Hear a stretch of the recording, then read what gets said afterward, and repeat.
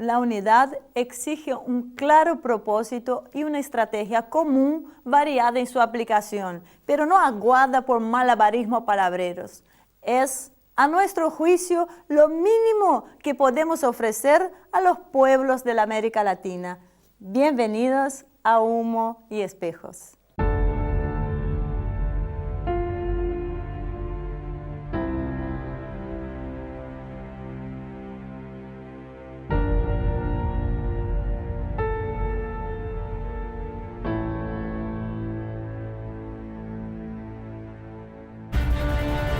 El farmacéutico es uno de los lobbies más influyentes del mundo. 应对挑战，利益行力破解。 Конечно, должны работать кооперативно, должны... demasiado poder. Avecina una gran guerra entre la realidad virtual y la realidad aumentada.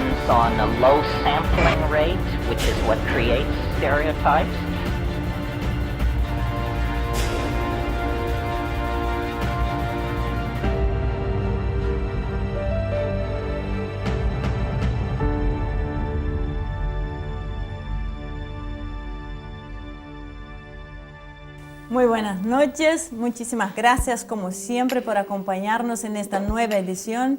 Hoy vamos a hablar sobre nuestra querida Latinoamérica y qué está sucediendo en nuestra región. Así que Marcelo, hacenos un breve resumen de lo que vamos a ver hoy. Hola, a fines del 2015, hasta fines de 2015, América Latina venía en una trayectoria que parecía que iba a romper con esa historia habitual de dependencia con determinados poderes.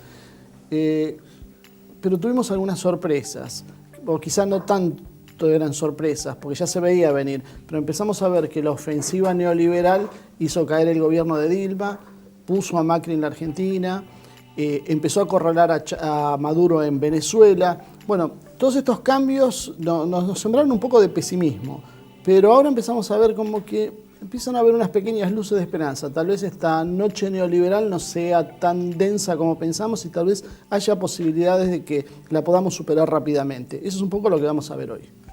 Bueno, y tenemos la suerte de poder contar siempre con invitados de lujo que saben de los temas que vamos a hablar, entienden mucho y por supuesto lo van a ayudar a que todos entendamos mejor lo que está sucediendo. Nuestra primera invitada es Diana Amra, quien es directora del proyecto de divulgación de la historia. Así que Diana, bienvenida, muchísimas gracias por acompañarnos hoy. Gracias a ustedes por la invitación. Diana, el avance de las políticas neoliberales de la región, ¿significa el fin de los gobiernos populares? Como decía Marcelo, me parece que no significa el fin de los gobiernos populares, que lo que los medios de comunicación y lo que las lecturas en términos de especialistas tradicionales nos muestran es que lo que va aconteciendo desde el punto de vista político-institucional, pero nada se dice de lo que va surgiendo desde abajo y de las formas de organización que intentan sobre todo mantener el esquema que se había establecido hasta 2015 como se planteaba con anterioridad. Bien, una vez más nos acompaña Walter Formento, quien es director del CIEPES. ¿Qué tal, Walter? Gracias por acompañarnos hoy, un lujo tenerte nuevamente. Gracias a vos, Ivonne, Marcelo. Walter, siempre hablamos de la similitud que hay dentro de nuestra región, el avance de los medios de comunicación y de estos nuevos gobiernos, ¿no? Lo que está sucediendo en Brasil, lo que sucede en Venezuela, lo que está sucediendo en Argentina. ¿Qué nos podés decir algo sobre esto? Bueno, en términos del neoliberalismo financiero, digamos que una de las cosas que uno debe observar, lo primero que uno aportaría es que realmente el neoliberalismo financiero avanzó en los cambios de gobierno. Esto no implica un cambio todavía en las correlaciones de poder y se manifiesta claramente en el uso de las plataformas mediáticas transnacionales, particularmente las dos grandes, Fox News, Clarín o Globo, y por el otro lado, la que viene de la mano de CNN, Grupo Prisa, Telefe. Entonces, que la primera tiene larga trayectoria en la región y la otra está ingresando de manera acelerada a partir de los dos grandes cambios de gobierno como el de Argentina y de Brasil. Antes de seguir con la charla, los voy a invitar junto con el público a que veamos la primera parte del informe sobre el avance del neoliberalismo en nuestra región.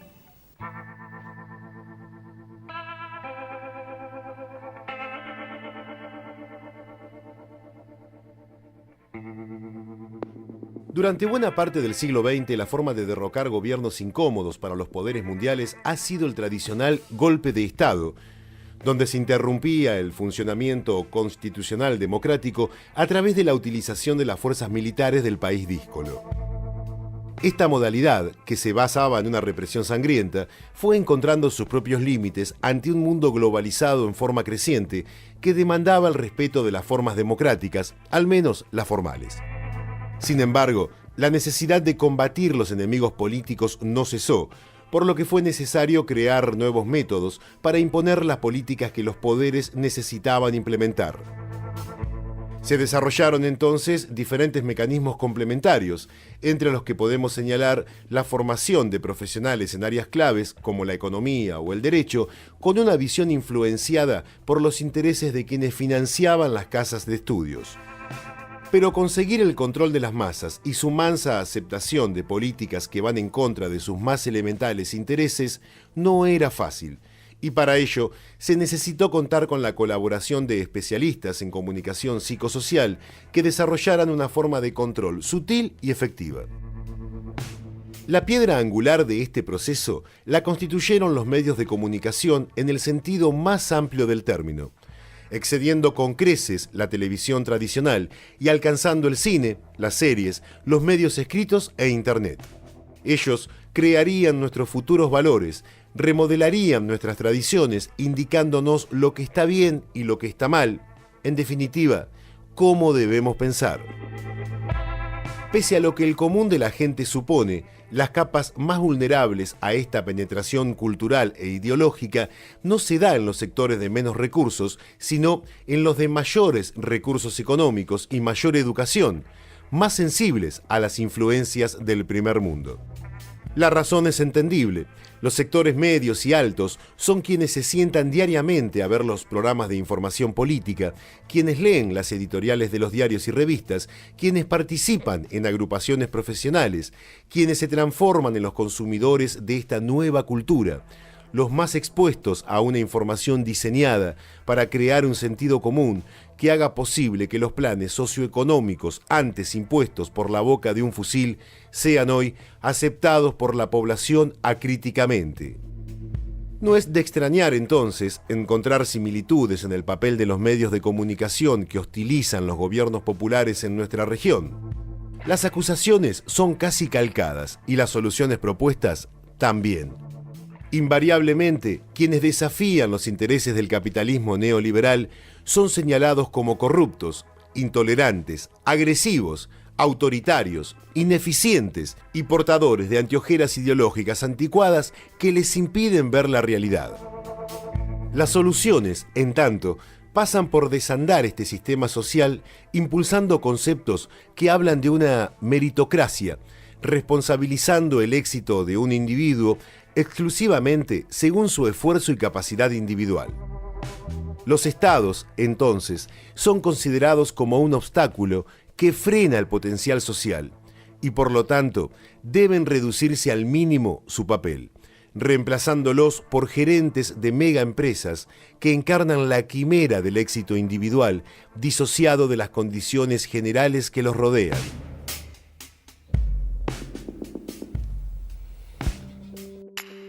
Bien, voy a hablar primero con vos, Walter, porque mencionaste algo cuando empezamos a hablar que fue sobre el tema de los medios de comunicación y los distintos alineamientos que trazaste. El Grupo Prisa por un lado, con CNN, por otro lado Fox. ¿Podés ampliar un poco más esto? ¿Qué es lo que hay detrás de cada de estas corrientes y quiénes las integran? ¿Y cómo se traducen en la Argentina? Bueno, frente a esta ofensiva del proyecto neoliberal financiero, porque eso es lo específico del neoliberalismo, es que profundiza su relación con las grandes finanzas, con los grandes bancos, Y por lo tanto, por otro lado, necesita la crisis de las viejas formas de partido político y particularmente la eliminación física o no, pero eliminación al fin, de los militantes sociales, gremiales y políticos. Para que, ninguna duda, tomen lugar en la mediación política de la organización de la sociedad otro instrumento que no es el viejo partido de masas, sino el partido mediático financiero. Y en ese sentido se empiezan a desarrollar estas plataformas financieras de comunicación que tienen otro peso que los antiguos medios de comunicación.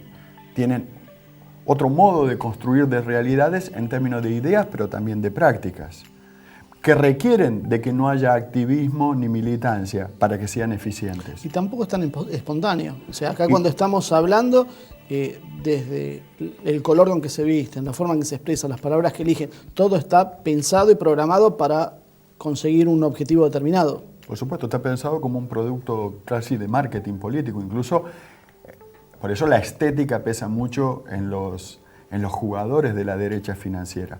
Y en términos, entonces uno dice, las dos grandes plataformas mediático-financieras, una es Fox News, que como ya dijimos hacia abajo, su relación con Clarín, O Globo, Globovisión, Mercurio, TV Azteca, pero hacia arriba, entre los controladores financieros, vos encontrás a JP Morgan, Goldman Sachs, Bank of America, es decir, la banca Rockefeller, como le llaman algunos, sintetizando, por más que Rockefeller no es el único.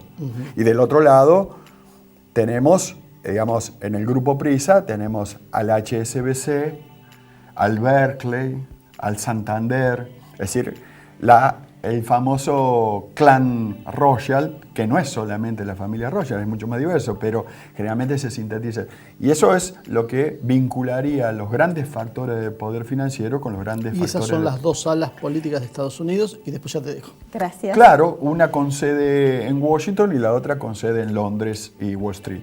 Que sería la de, esta última, la de Hillary y Obama. La CNN es Hillary Obama y la Fox News, que es el complejo industrial militar, los republicanos, que incluso en la estética de Fox News se nota, porque siempre hay un general o un coronel hablando en foco. El tema es que ese tema, claro, se habla tan poco que dan ganas de seguir hablando. Sí, hablando y para poner un contexto de qué estamos hablando, para empezar a entender lo que vamos a ver ahora. Bueno, me dejaste tiempo para una sola pregunta a Diana, que está en el tema. ¿Hay alguna forma de poder contrarrestar el poder mediático que irradia los procesos populares? Por supuesto que sí. Digamos que después de la Segunda Guerra Mundial, en términos de lo que estábamos conversando, nosotros quedamos dentro, América Latina queda dentro de la órbita del mundo occidental y cristiano. Y entonces ya en ese momento se van a empezar a descubrir situaciones que tienen que ver con no solamente la utilización de la violencia física, las intervenciones militares, como para poder instalar nuevos gobiernos en América Latina, sino que empiezan a ensayar paralelamente con ese tipo de formato de qué manera culturalmente va a producirse un proceso de dominación. Y como se planteaba hace un ratito, el tema es la dominación cultural, que es la más importante, porque vos no podés mantener dominadas sociedades utilizando la violencia física, instalando marines en todos los lugares del mundo. Eso es sumamente oneroso y ese tipo de formato lo que genera justamente es la resistencia de los pueblos. Entonces, qué manera interesante de poder generar ese proceso de dominación y de poder llegar a alcanzar una situación, un término que se utiliza muchas veces, que es la hegemonía. Claro. La hegemonía tiene que ver justamente con consciente a los dominados de que aquellos intereses que están defendiendo esas ideas, esa cultura, esas tradiciones que son impuestas, en realidad son defendidas como propias. Estamos viviendo lo que en algún momento había escrito Orwell a través de sus ficciones, donde hablaba de controlar el pasado para controlar el presente y para de esa manera poder controlar el futuro. Pero a mí me parece que sí. Cuando veía el informe también recordaba alguna película de ciencia ficción de la década de los 80, producida por John Carpenter, Ellos viven, donde muestra, digamos, John Carpenter todo este proceso que tiene que ver con la culturación, la instalación, digamos, de una sociedad de consumo, cómo ir direccionando el consumo, que no solamente tiene que ver con productos alimenticios, vestimenta, etcétera, sino que tiene que ver también con consumos culturales. Entonces, los Estados Unidos aprendieron mucho en ese sentido. Por un lado, fíjense ustedes que la guerra de Vietnam la perdieron, pero ¿qué es lo que generaron?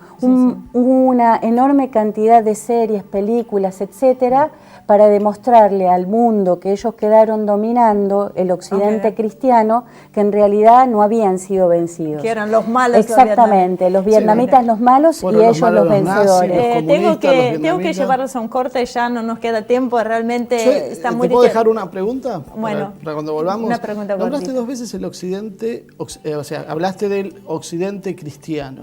Hoy vemos que ese occidente cristiano tiene problemas con el Papa Francisco. Me gustaría saber cómo encaja esto. ¿Sigue siendo occidente cristiano o cristiano pasa a ser oriente? Me respondes en el próximo bloque. Bueno, no se vaya. Enseguida volvemos.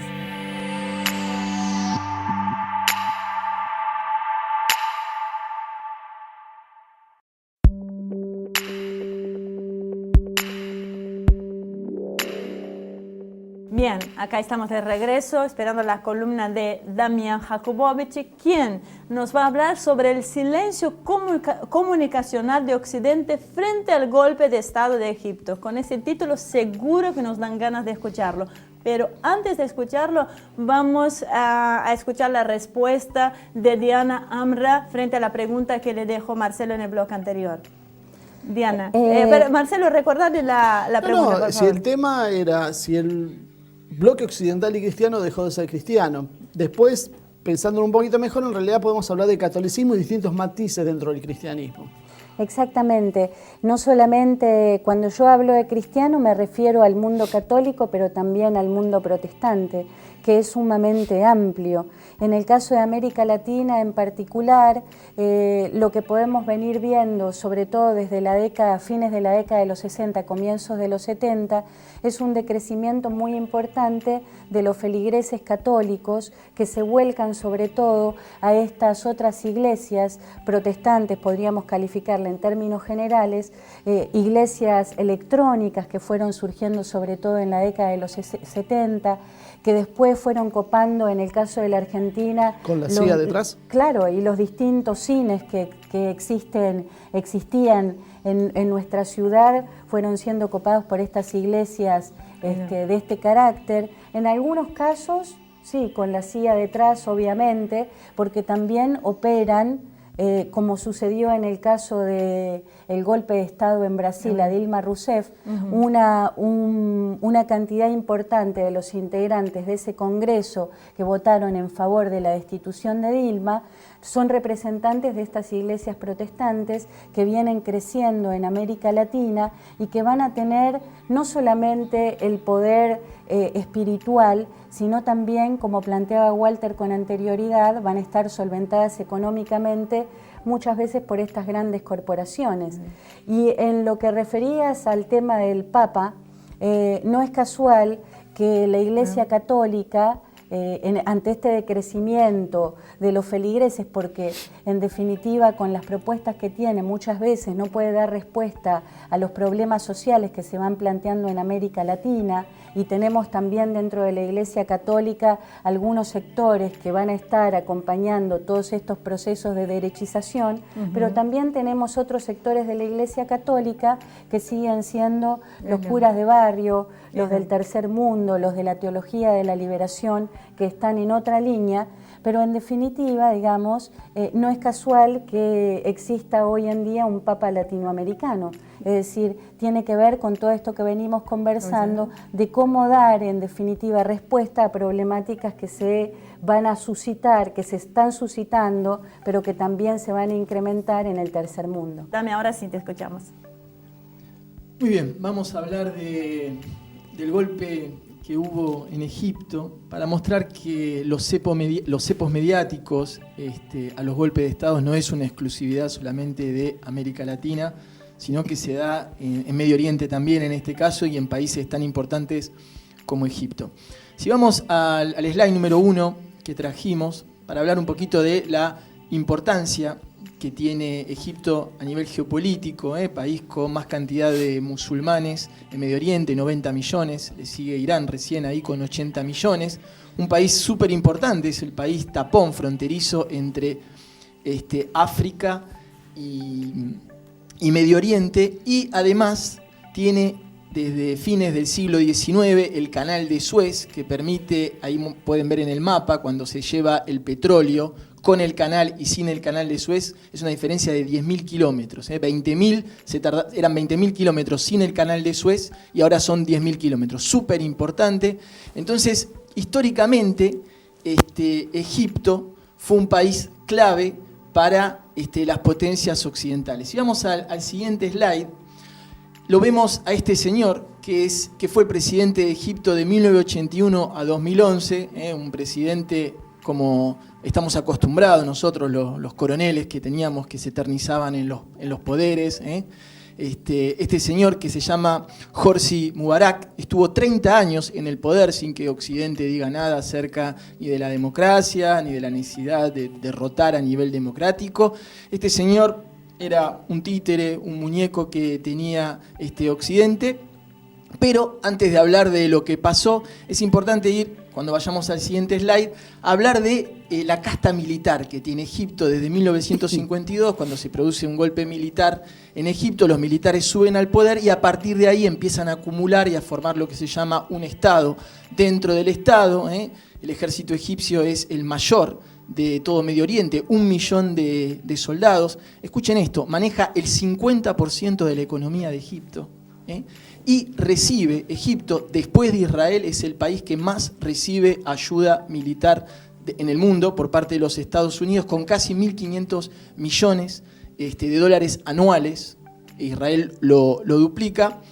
Entonces, con este parámetro, vamos a lo que pasó. Hablábamos de que teníamos un presidente Mubarak durante 30 años y, como en América Latina le llega el otoño a los patriarcas, acá llegó la primavera árabe, un error en la Matrix, que se inmola una persona en Túnez y se empieza a dar un efecto de contagio en todos los países de Medio Oriente. Cae Mubarak, entonces Occidente se encuentra en la obligación de cumplir con lo que venía diciendo, se arman las elecciones, vamos al siguiente slide, y llega al poder este señor, Mohamed Morsi, de los Hermanos Musulmanes, una cofradía fundada en 1928, gana las elecciones y empieza a armar un despelote geopolítico a nivel interno, porque empieza a pelearse, imagínense, con Israel, a tratar de tizar lazos con Irán y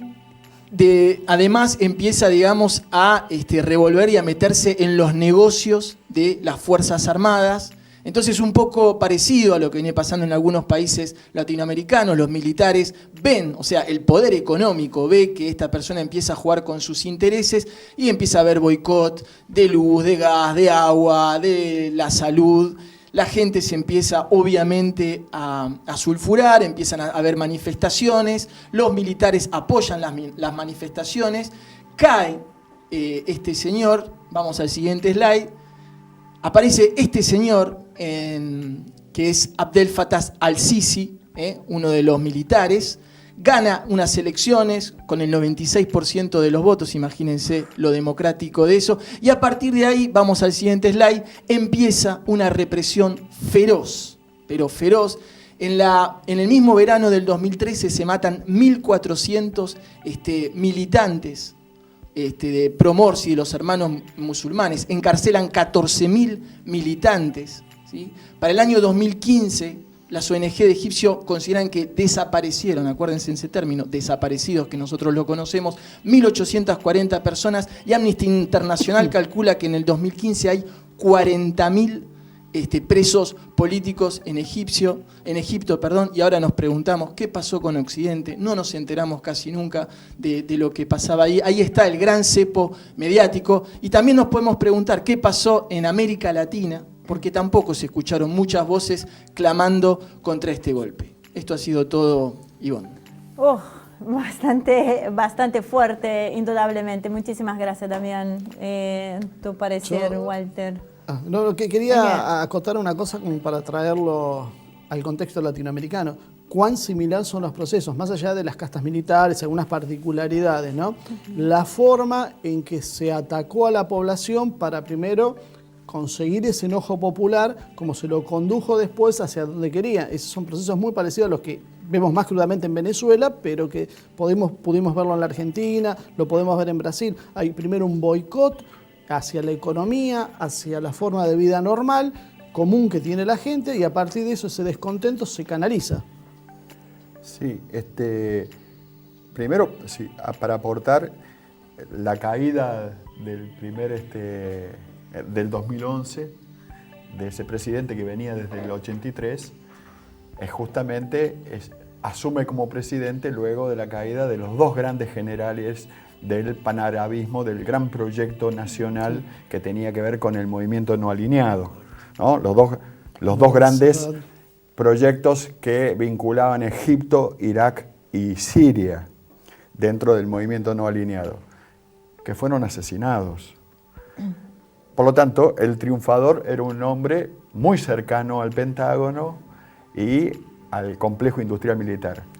La caída en el 2011 y el ascenso de la hermandad musulmana, los hermanos musulmanes, tienen un financiamiento desde Qatar, desde Londres, la otra city financiera. Ahí se produce un juego de tensiones dentro del bloque financiero entre el neoliberalismo financiero y ese conservadurismo financiero, y emerge al-Sisi recuperando banderas del viejo nacionalismo estratégico que incluso ubica a Egipto equidistante de los dos grandes jugadores financieros y retomando vínculos con Rusia, que le permite devolver el desarrollo de la base militar que tenía, además de la de Siria, ahora de nuevo, dándole de nuevo un grado de libertad a Egipto de gran jugador estratégico que va a retomar, digamos, su lugar de actor, de mediano volumen, porque no tiene el peso de China, ni de Rusia, ni de Estados Unidos, una ni de potencia Gran Bretaña. regional. Potencias regionales, me parece también. Ahora, el fenómeno mediático, porque lo que se habló mucho en su momento de las primaveras árabes fue eso. Es más, se especuló en algún momento con que la respuesta del neoliberalismo a los procesos populares latinoamericanos iba a ser una primavera latinoamericana. ¿Eso cómo vos lo ves? Como se planteaba en el primer informe, lo que hay es mucha gente que nos está estudiando como sociedades. Podríamos hablar del surgimiento histórico de la antropología, que surge a fines del siglo XIX como una ciencia, pero es una ciencia para la dominación. Es decir, esos relatos que nosotros muchas veces leemos en la escuela y que llamamos relatos de viajeros, esos no eran viajeros, eran justamente agentes de los distintos imperios de turno que iban a estudiar el África, ¿no? Tenemos series, Tarzán muestra, por ejemplo, cómo existen esos viajeros. Van a estudiar a nuestros pueblos para ver de qué manera se los puede controlar socialmente, de qué manera se pueden obtener los recursos naturales que existen en esos lugares, de qué manera se puede obtener también mano de obra necesaria para la producción. Y hay un modelo latinoamericano. Y esos son procesos, digamos, tomo el tema de la antropología, pero son procesos que no han finalizado, porque en términos generales, desde el Departamento de Estado de los Estados Unidos, desde estos distintos lugares de poder en el mundo, lo que hay es un sinnúmero de especialistas que están viéndonos, ¿sí?, que incluso se instalan en nuestros propios países, conviven con nosotros para ver de qué manera poder controlarnos mejor. Y hay teóricos que trabajan permanentemente en ese sentido. Perdón, Fíjense que, por ejemplo, termino con esta idea, mira, fíjense que en la década de los 80 hubo un grupo perteneciente en parte al Departamento de Estado, perteneciente en parte a estas grandes corporaciones, que estuvo estudiándonos y que nos dedicó varios documentos, los llamados documentos de Santa Fe. Voy a dar un caso en particular.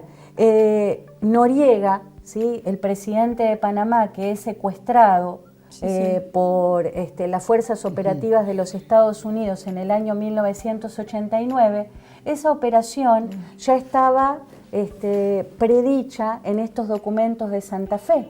Es decir, Noriega era un problema, lo que Carter había generado en términos de ese tratado que había firmado con Torrijos para la entrega del Canal de Panamá en el año 1989, todavía no tenía que cumplirse. Y bueno, ¿y de qué manera entonces poder saldar esa situación? Bueno, acusándolo de narcotraficante, ¿no? Secuestrándolo, interviniendo militarmente en Panamá y llevándolo a los Estados Unidos para que fuera juzgado y preso. Ese tipo de operaciones están todavía absolutamente vigentes y hay un teórico, sobre todo, de estas primaveras y de estos golpes de Estado suaves, que se llama Hen Sharp, ¿sí? Que es una de las personas que viene estructurando, como vos bien decías, Marcelo, todos estos pasos que tienen que cumplirse hasta llegar al derrocamiento de estos gobiernos populares. Impresionante, Marce, impresionante, pero el problema es que no tenemos tiempo, o sea, no nos da tiempo para más un ida y vuelta. Lo que pasa es que cada tema es todo un tema. No, lo que pasa es que yo creo que inclusive es interesante esto, porque no solo tenemos hoy exploradores, hay mucha gente que opina que tenemos gente nuestra que trabaja haciéndole ese trabajo de investigación en centros de estudio, o sea, con nuestra vieja costumbre de ponernos en contra de todo el mundo porque nunca sumamos amigos con estos comentarios, pero es la realidad. Creo que tenemos internamente muchos grupos que trabajan para ellos. Los topos. Estoy equivocado. Bueno, y después... Muchos topos ignorantes, en realidad. Lo hacen de buena fe, pero están recolectando información para que se use en contra de nosotros. Y además hay una realidad. Cortito, Walter. Una realidad es la nueva situación de estas corporaciones transnacionales ha generado una nueva clase media de profesionales y técnicos que hoy pesa casi un 35% en la población mundial.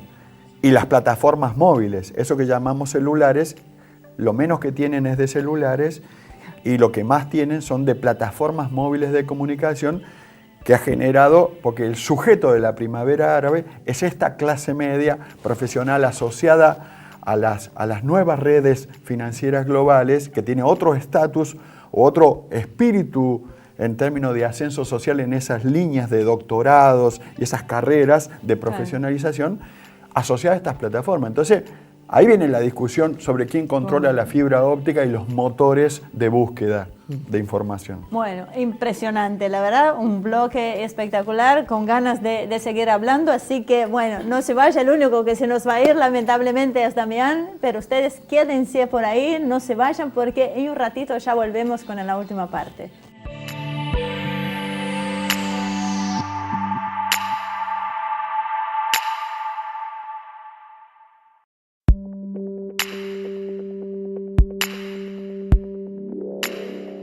Muy bien, acá estamos de regreso con Diana Amra y Walter Formento hablando sobre el avance de los golpes de Estado en nuestra región. Así que, bueno, vamos a seguirte el tema, vamos a volver a nuestra Latinoamérica querida. Y eso te pregunto a vos, Diana, respecto a la justicia, tanto en Brasil como en la Argentina, que se ha mostrado como una pieza clave en la reimplantación de los modelos neoliberales, cosa que venimos hablando, ¿no? Ahora, ¿cómo se puede democratizar este poder que es la última trinchera antipopular? La verdad que es un tema muy difícil y muy complicado, porque nuestros sistemas constitucionales establecen justamente que los jueces se van a mantener en su cargo en tanto y en cuanto su conducta o su buena conducta así lo determine. Claro, muy diferente a lo que pasa en otros poderes, donde se eligen por un término. Nos parece natural que un juez sea de por vida. Y si un juez es de por vida, entonces este formato tiene que ver con poder garantizar que no haya connivencia entre el Poder Ejecutivo y el Poder Legislativo con el Poder Judicial, es decir, que los distintos gobiernos de turno no tengan posibilidad de poder implantar toda una serie de jueces, sino que vayan jugando con los que ya habían sido designados previamente, lo que va generando también es muchas dificultades y muchos problemas, pero vemos también que es un mecanismo que a lo que lleva justamente es a mantener, como vos decís, a perpetuar a toda una serie de personajes que vienen de dinámicas y que vienen de lógicas distintas. Nos acotan, nos ponen un marco dentro del cual nos podemos mover. O sea, por más que ganemos elecciones, nunca vamos a poder salir de esos parámetros que previamente nos fijan. Para eso está la justicia. Walter, lo que vimos en Brasil, que podemos decir que fue claramente un golpe legislativo apoyado por el Poder Judicial y el Poder Mediático, ¿no es cierto? Que ahora se está cayendo y hay cierta duda sobre lo que va a pasar con el impeachment a Dilma, porque es algo muy raro en el sentido que la juzgan quienes en realidad están acusados de verdadera corrupción. O sea, ¿cómo podemos entender este proceso? Bueno, por un lado, el gobierno de Dilma, de Lula, del Partido de los Trabajadores de Brasil, avanzó con una agenda de carácter popular, pero también de carácter industrial estratégico. No solamente los avances de Petrobras, sino el modo en que se trabajó los recursos obtenidos por Petrobras como una empresa estatal estratégica hacia los otros aspectos de un desarrollo del Brasil que se articulaba a los BRICS, del Brasil que jugaba en el esquema multipolar.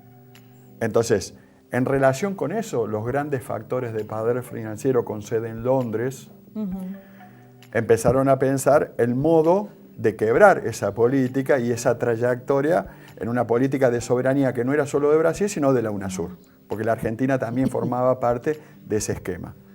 Claro, frente a esta situación, ¿cómo opera el poder financiero que se encuentra en una realidad donde excluye al 90% de los brasileros? Y tiene que empezar a actuar sobre el factor de lo que se llama la iglesia electrónica, que no tiene que ver con el protestantismo comprometido con el humanismo, ni con el catolicismo comprometido con el humanismo, sino con ese evangelismo que forma parte más de estructuras de inteligencia que de la estructura del humanismo y de las creencias. La desestabilización financiera a partir de la crisis del 2013, de la corrida financiera de la FED, y los grandes partidos mediáticos, particularmente O Globo, operando como partido paralelo, presionando sobre el Poder Judicial, incluso sabiendo de distintos momentos de corrupción del Poder Judicial. Entonces usan estos elementos para forzar una situación donde la duda se pone sobre Dilma, cuando en realidad lo que todos saben es que los corruptos son los que están detrás de Temer, incluido Temer. Incluso bajo... Marcelo, un segundo, tengo acá. que llevarlos a ver la segunda parte del informe que les habíamos preparado y después hablamos sobre el tema de Temer, que bajó un 9% de popularidad, alguien que ya tenía un 2%. Así que veamos la segunda parte del informe.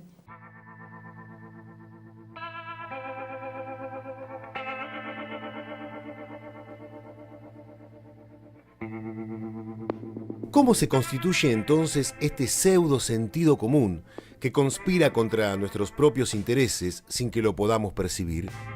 ¿Cómo se construye la hegemonía de una manera de ver el mundo capaz de dar mayor estabilidad al statu quo dominante que aquel que proporciona la fuerza militar? La imposición violenta llama a la rebelión. El grado más refinado de dominación es conseguir que el esclavo se ponga sus propios grilletes. Noam Chomsky nos da 10 puntos a tener en cuenta para conocer la mecánica de este proceso. Primer punto, la estrategia de distracción, donde informaciones insignificantes, constantes, consiguen desviar el interés público. Crear un problema para ofrecer una solución. La falta de divisas ex profeso genera la necesidad de las mismas para evitar el freno al desarrollo. Entonces se propone la solución: reformas legales que les permitan mayores beneficios. Problema, solución. El tercer punto de Chomsky es el gradualismo, que genera el acostumbramiento del pueblo a medidas impopulares como tarifazos y devaluaciones. La promesa de un futuro mejor. Hoy debemos hacer un gran esfuerzo, pero luego el futuro nos sonreirá. Y por supuesto, ese futuro se irá dilatando gradualmente, haciéndolo inalcanzable. El quinto punto, hablar al público como chicos de corta edad. Apunta a conseguir una respuesta infantil a los problemas planteados. Y el sexto, enfocarse en lo emocional antes que lo reflexivo. El séptimo punto es mantener al público en la ignorancia y la mediocridad, sosteniendo y aumentando la distancia en la calidad de la educación entre las clases dominantes y el resto. El octavo punto, estimular al público a ser complaciente con la mediocridad. Podemos ver una degradación social y vulgaridad en nuestras sociedades, tal como lo señala Chomsky. El noveno punto es la autoculpabilidad. Un individuo que se cree responsable de los fracasos de su vida es débil, depresivo y difícilmente se transforme en un elemento revolucionario. Por último, el 10º punto que nos propone Chomsky es conocer a los individuos mejor de lo que ellos mismos se conocen. El conocimiento de los gustos, de las preferencias, gracias a los enormes avances en neurobiología, psicología aplicada y demás ciencias similares, permite desarrollar técnicas de manipulación de los ciudadanos. El supermercado condiciona a un consumidor para comprar productos que no quería, pagándolos a un mayor precio. En política pasa lo mismo. Esos conocimientos son aplicados para que frases, palabras, ideas básicas, colores, música, sean combinados de manera tal que un candidato o una ideología sean impulsados hacia el triunfo. Nuestra región demuestra cómo un gobierno que ha mejorado el nivel de vida de la enorme mayoría de la población, mejorado los índices de desarrollo humano, aumentado la escolaridad, desarrollado la ciencia y la tecnología, puede ser desprestigiado ante su propio pueblo y en algunos casos elegir a un sucesor que representa todo lo contrario. Muchos piensan que los pueblos eligen a quienes mejor representan sus intereses y que quienes hacen lo contrario solo pueden llegar al poder por la fuerza. Hoy, la realidad nos demuestra que no es así y que los pueblos también pueden ser manipulados. Es necesario tomar nota de esto y estar a la altura de las circunstancias si no queremos que la democracia se transforme en una cáscara vacía de contenido, fruto del engaño a los intereses nacionales y populares.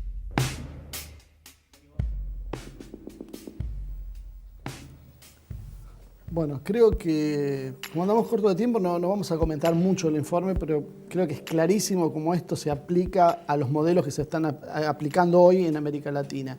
Lo que sí quería preguntarles a ambos es por dos temas. Uno, ¿cuál es el impacto? ¿Qué es lo que hay realmente detrás del Brexit? ¿Realmente nos pega a nosotros o es una excusa simplemente? Y segundo, ¿qué cambia entre Trump y Hillary? O sea, ¿es tanto el demonio que nos pintan Trump? ¿Es tan buena Hillary como parece ser o es más o menos lo mismo? Vamos a empezar con Walter en este caso. Siempre las damos primero, pero en este caso vamos a empezar con Walter. Para que cierres. En el caso del Brexit, es decir, la salida de Gran Bretaña de la Unión Europea, ahí hay un claro objetivo de debilitar la Unión Europea como proyecto estratégico que se acerca a una articulación. Desde el 2010 camina una articulación con los BRICS, es decir, con China y con Rusia. De hecho, esta situación se marca por la caída, digamos, de las bolsas Pero por otro lado, deja abierta la posibilidad de que la Unión Europea está reaccionando en términos de avanzar consolidándose y consolidar su camino hacia una articulación con los BRICS, fortaleciendo el multipolarismo. Esto, por un lado, debilita a Gran Bretaña como un todo, porque Escocia, Gales, Irlanda, Gibraltar, incluso Londres, dicen, nosotros nos quedamos dentro de la Unión Europea. Es decir, la crisis va hacia adentro de Gran Bretaña. Y debilita particularmente a la City de Londres, porque Alemania dice, de ahora en más, la City es Frankfurt. Y por otro lado, todo el mundo sabe que el otro gran vencedor en términos de City financiero va a ser Shanghái y Hong Kong dentro de China. Esto, ¿cómo impacta en Sudamérica, tanto en Brasil y Argentina, para ser sintético? En Argentina debilita al presidente Macri, que está respaldado en estos factores financieros. En Brasil también, Temer tiene ese respaldo. Por lo tanto, pero al fortalecerse aún más el proyecto UNASUR, es decir, el proyecto Unión Europea dentro de los BRICS, se fortalece la posibilidad de el apoyo a la recuperación del proyecto UNASUR, que por un lado se manifiesta con esta posibilidad de regreso de Dilma a la presidencia, que ninguna duda impactará en toda la UNASUR y en la Argentina, favorablemente al regreso de proyectos nacionales y populares. Diana. La segunda parte de la respuesta. 2 minutos, un Claro. minuto menos. ¿Qué diferencias hay entre Trump y Hillary? Yo creo profundamente que no hay diferencias. Las diferencias simplemente son exteriores, ¿no? Pero en definitiva, digamos, sabemos que todos los presidentes de los Estados Unidos, más que nada, cumplen el mandato de las grandes corporaciones y finalmente, con mayores o menores matices, van a ir direccionados hacia esto que planteaba Walter con anterioridad y a reforzar sobre todo la situación de los Estados Unidos a nivel internacional. Después de la caída del muro de Berlín, digamos, como símbolo, se pensó, muchos teóricos pensaron en que se iba a gestar un mundo más armonioso, ¿no? Un mundo unipolar donde los Estados Unidos fuera el vencedor de todo ese proceso de la Guerra Fría. Pienso, por ejemplo, en Francis Fukuyama. Pero ¿qué es lo que va a suceder? Ese mundo unipolar no existe, es este mundo multipolar que presentaba recién Walter y que en el caso de América Latina también va a impactar fuertemente esta discusión que van a tener estos poderosos en términos de qué áreas del mundo van a dominar. No podemos perder de vista, y yo tomaba el tema del canal de Panamá en un bloque anterior, que en la actualidad se está construyendo un nuevo canal, pero que esta vez pasa por Nicaragua, ¿no? Un viejo proyecto del siglo XIX, pero ¿con qué capitales se está llevando adelante? Con capitales chinos.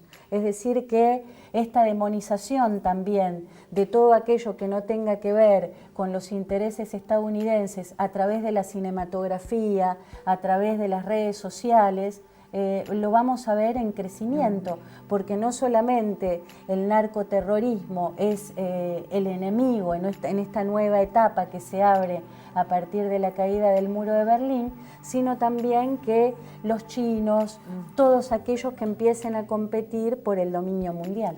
Bueno, ya no nos queda tiempo siquiera para la reflexión final que solemos hacer, así que quedaron muchísimas preguntas en el tintero, como qué pasará con los BRICS en el caso de Temer, sigue el avance de Rusia y China sobre nuestra región. Bueno, pero eso seguramente lo abordaremos en otro programa o invitamos a los que nos siguen habitualmente a hacer estas preguntas por nuestras redes sociales, por Facebook, que con gusto lo pasamos a Walter y a Diana y nosotros mismos les vamos a contestar. Así que muchísimas gracias por acompañarnos, muy interesante, creo que fue un gran aporte al programa de hoy. Así que gracias nuevamente a los dos. No, gracias. Así que, bueno. Me siento un patriota latinoamericano, de cualquier país de Latinoamérica, como el que más y en el momento que fuera necesario estaría dispuesto a entregar mi vida por la liberación de cualquier de los países de Latinoamérica, sin pedirle nada a nadie, sin exigir nada, sin explotar a nadie. Con esto terminamos hoy Humo y Espejos.